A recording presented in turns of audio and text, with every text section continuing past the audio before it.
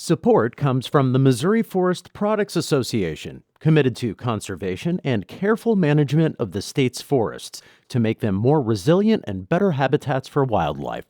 ChooseWood.com. From St. Louis Public Radio.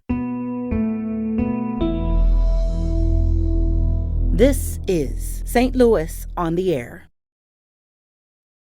People around me at that point, because I'm back in the race, were walking, and I ran every minute of that hill. And people were saying, stop making it look so easy. But it was easy because I had that, experience in my mind, that spiritual strength. And so when you're having that experience and you're remembering somebody there as you're running, would you say you're actually praying in those sections? Yeah, that is a prayer. When I run a marathon, it's all a prayer in a way. I'm Sarah Fensky. Bonnie Bence came to running late in life. The former nun and retired Catholic school teacher started running in her early 60s. But the mother of four quickly made up for lost time. Bonnie has now completed no less than 31 marathons, including her 15th Boston Marathon earlier this week. She finished in just over 6 hours, and she did it at 77 years old. And she joins us today. Bonnie Bence, welcome. Thank you for having me. This is a thrill. So, congratulations on another Boston Marathon. That's so exciting. I have to ask, though, what compelled you to lace up your running shoes in your 60s? Actually, it would date back, first of all, to my father. The last time I got to be with him, I was actually taping him for Golf magazine, which was doing a story about him and the swing for a lifetime. He was a tremendous golfer all his life, but he prioritized when we lost my mom, and he stayed an amateur and actually made the Walker Cup team. I got to travel with him and see his work ethic and his training, and that was the start. But the real trigger was my oldest son, Rob, called me one day at school and asked me if I would be a member of the Bence relay team for the St. Louis Family Relay. And it was a running event. I had not really run since my college days at that point. And but when your sons invite you, three sons invite you to run with them in a relay, any mom will tell you it's such a thrill. You'll do anything. So I went out and I tried to run a 10-minute mile to prove to him I was worthy, and we did it, and it's triggered everything from this point. So there's a big difference between running a mile and running 26 miles. Did you just sort of slowly work your way up from there, or were you bit with that marathon bug pretty fast? Actually, I had a lot of help along the way with people that knew about running. I had just joined the YMCA, and I had a lot of help from people that were very knowledgeable. In particular, I have recently been working with a friend, Melanie Getz, who is an Olympian and knows a lot about training in every way, and she's been very helpful and inspirational. So take us back. What was your first marathon, and what was that like for you? My very first marathon was a thrill. I got to go with members of my parish to the St. Jude Marathon. I'm a member of Our Lady the Pillar, and I went down, and my son, Christopher, number 2 son, he was pacing me because I had run a half with Rob the year before, and he told me that if I just doubled that half, I could qualify for Boston. And he was going, and I could go with him. So I was able to accomplish that with Chris, running around the minor league baseball park in Memphis, Tennessee, which is the Cardinal minor leaguer. And it was so thrilling because in those days when you ran the St. Jude, you got to run the entire circle at the park. And there were people cheering and everything. And we made it by 3 minutes. It was just a memory I'll never forget. And what was neat about this year is this was the first time Rob was able to come back with me. So he was with me for marathon number 1 in Boston and number 15. Wow. And so it kind of comes full circle there. It was extra special. And when you say that you got it within 3 minutes, you were within that of hitting the pace that you had set out to try to hit? Yes. At age 62, I needed a 4-hour, 4:30 to qualify for Boston. And my son Chris and I did a 4:27. Wow. So I made it by 3 minutes. But it's so popular now, you don't just make your Boston qualifying, you make it by 10 minutes. Wow. In order to run last October, we needed it was not my qualifier. I was better 9 minutes and 55 seconds better than my qualifier, or I would have not made the 70% field. And so that was a thrill. You continue to have to qualify every year. At some point, you don't just get grandfathered in as this is a Boston Marathon runner. I think if you make it to 20. You're not there yet, though. Well, I don't even know. I'm 2 minutes over the mark this year to be called a finisher. So I may have to start all over. Oh, boy. But it wouldn't, if I could do it, I would. So there are so many people who think of running 26 miles in a row as being their worst nightmare. What about running that far is appealing to you? I love the challenge. I like my favorite part, believe it or not, is really having a plan, following the training plan. I guess my dad's work ethic is part of my genetics, I guess. And I love that part. I love working with someone, guiding me. It's what I try to teach my students when I taught is, it's the work you put into it, and it's not necessarily the prize at the end. It's how you feel after you put all this into it. And actually, there's many rewards for marathoning. Is you need to have strong mental. You need to have strong physical, of course, and you get it by training. Mm-hmm. And to me, it's also a spiritual experience. You get out there and you train, and so many thoughts go through your mind. I mean, in those 26.2 miles, I had already prepared what I was going to be thinking about for each section.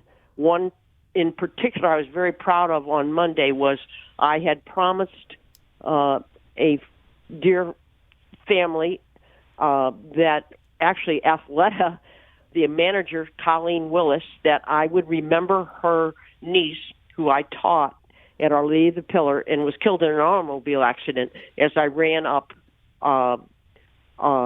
Heartbreak Hill. And that was one of my better heartbreaks. I did not walk at all. And the people around me at that point, because I'm back in the race, were walking. And I ran every minute of that hill.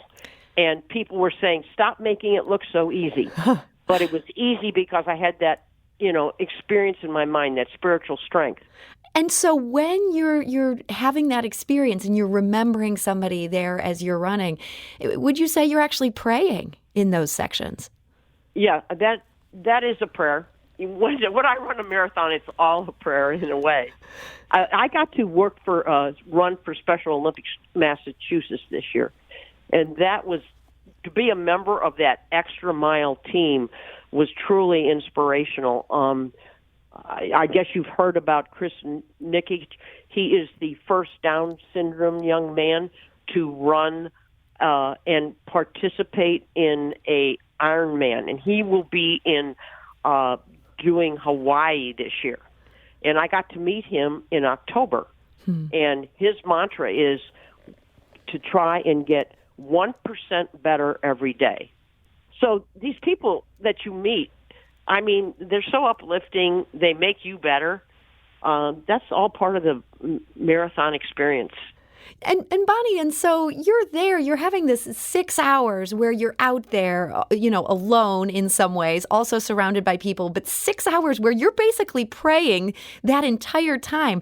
That's what keeps you from mentally giving up? That sort of keeps you focused to be in that communion with God?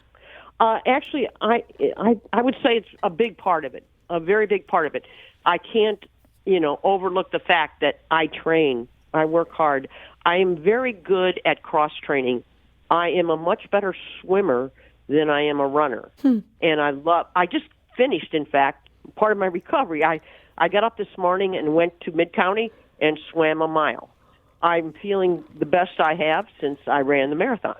Bonnie, it's just remarkable to hear about just how athletic you are. I feel like so many people would just be laying in bed moaning over their aches and pains. You're out swimming a mile. You mentioned your dad a few times. This is Bob Cochran. He was one of the top amateur golfers in the country. Do you ever think that in a different era, you might have focused on athletics rather than entering the order and becoming a nun? I think my goals were maybe not as well thought out as they could have been at the time. Mm-hmm. I wanted to do the best thing I could with my life, and I think in 1962, religion was a strong point, and my Catholic education and my father's example were all, to me, at that point, I just wanted to be the best person I possibly could, in a spiritual way, but also I think I wanted to honor my father. He was my hero. And so you entered the Visitation Order. You became a nun. You later left that. You got married, had 4 kids. Do you look back on those years as a nun with any regret? Absolutely not. They made me stronger. I had the opportunity to be part of a strong Montessori program, which helped me, I think, raise my children in a better way in lots of ways. I love the spirit of the Montessori program, especially the way we did it at Visitation. My last 28 years at Our Lady of the Pillar was one of the greatest blessings of my life. Mm-hmm. And these parents that supported the philosophy of the Montessori program, the individualization, kind of we're hearing now about, inclusion, and there's a thread between that and what Special Olympics does and opportunity that the YMCA supports. And I guess they're all sort of spiritually tied too. Yeah. But they are an important part of my life. My dad always prioritized his faith was number 1. His family was number 2. His work. And then golf was number 4. And he was, a great player. He was invited by the Bobby Jones to play in an early Masters, and he actually got to play in 4 different Masters and was on the Walker Cup team with Jack Nicklaus. Everybody knows who he was. So for sure. And Bonnie, for you, do you think you would rank things in the same way? Would running be 4th for you behind things like your faith and your family, or has that taken a bigger priority? Yeah. Well, I would say definitely faith would be number 1. My faith has just gotten me through, I was raised without a mom, but I had the opportunity to develop a strong faith. I had a strong family support, parents, grandparents. We even had a strong community at Pasadena Hills. We were saying the block rosary, and they supported my family after we lost my mom. And there was no child care after school. It was neighbor care.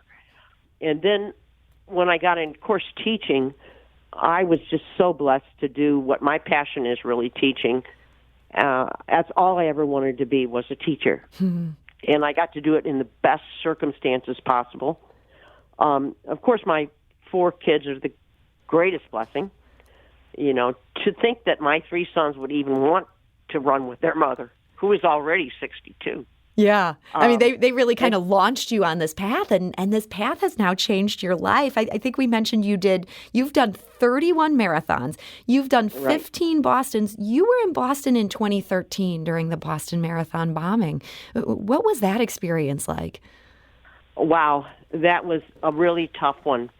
I was just past the Citgo sign at mile 26, and I did remember seeing the sign that said exactly 1 mile to go. I was actually running one of my better marathons that day. It was a beautiful day. And we were back down a hill where we didn't know what was going on at first. And then I heard someone say, no, you don't want to know what's going on at the finish line. And all I could think of when I heard that is, I have my son and my nephew, Paul, was with us, I think, that year. And all I could think of was, oh, my gosh, I hope they're supporting me has not cost them their life. And, well, I was very fortunate because the people of Boston were so wonderful. And a lady brought, and at that time we didn't carry our cell phones. Yeah. During the race, so she offered me her phone. So I remembered my son Chris's number. I don't know how. I closed my eyes and it came to me, and I dialed it. And within a few minutes, I heard, "Mom," and I said, "Yes, Chris, are you okay?" And he said, "We're okay. We're glad to hear you're okay. Stay where you are. We will come to you." Well, we didn't get together for about 2.5 hours because you know how it was up there. Yeah, it's chaos. But we did, and that was just unbelievable. Wow. And the story just goes and goes, more than you want to hear. But it's all about the people of Boston and the people that were there, that were supporting one another. And my son did not leave me until I got out of the cab. He wanted to walk me to the plane. Of course, that's not possible. But anyway, and supported me. That was in 2013, and here he's back in 2022, been doing it every year for me, supporting me, luckily not through any more bombings. Yeah, wow. I'm so glad that has been the case. I haven't mentioned an important part of my family, my daughter, who is not a runner. Actually, she's a terrific dancer. She was Teen Miss Dance of St. Louis one time, so got to give her a shout-out. Well, Bonnie, it's been so great to hear about your marathoning and about how, you've gained so much joy from this and been able to help so many people with this. And it's just so exciting that you have finished another Boston Marathon. So I want to thank you so much for joining us today. Thank you. You've honored me, and you've honored the whole program. Thank you so much.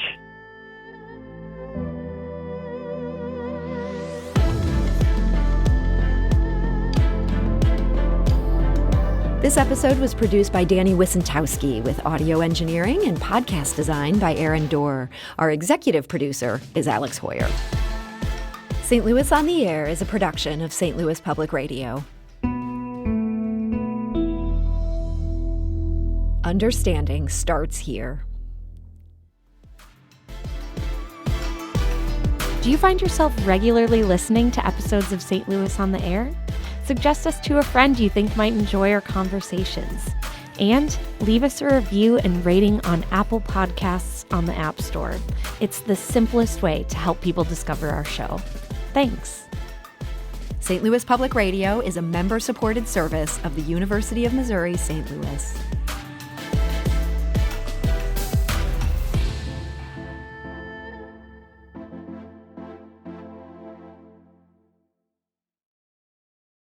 Support comes from Missouri Forest Products Association, committed to sustainable and sound conservation of the state's forests, which support more than 41,000 Missouri jobs, resulting in a $10 billion industry.